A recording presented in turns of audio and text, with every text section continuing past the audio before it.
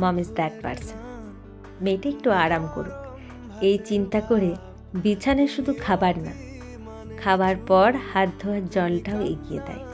Trust me, আপনি কত কষ্ট করে আসছেন, কত কষ্টে ছিলেন, এটা দুনিয়ার আর কোনো মানুষই কেয়ার করে না।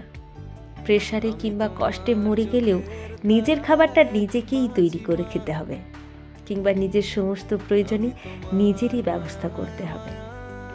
কেউ যদি ভালোবাসা থেকে করেও কোনো না কোনো সময় ঠিকই বিরক্ত দেখাবে। দ্য অনলি পারসন যে করার মাঝে নিজের সমস্ত প্রশান্তি খুঁজে নিতে পারে, দ্যাট অনলি পারসন ইজ মা।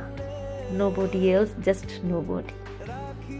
আর দুনিয়ার সবচেয়ে বড় আয়রনি বোধ হয় এটা যে আমরা যেমন খুশি তেমন ব্যবহারটা ওই মায়ের সাথেই করি। যে মানুষটা দুনিয়ার সবার সামনে নিজেকে খুব আর্টিকুলেট অ্যান্ড ডিসেন্ট ওয়েতে প্রেজেন্ট করে, সেও বোধহয় কোনো না কোনো সময় ঠিকই মায়ের সাথে জোরে কথা বলে বসে।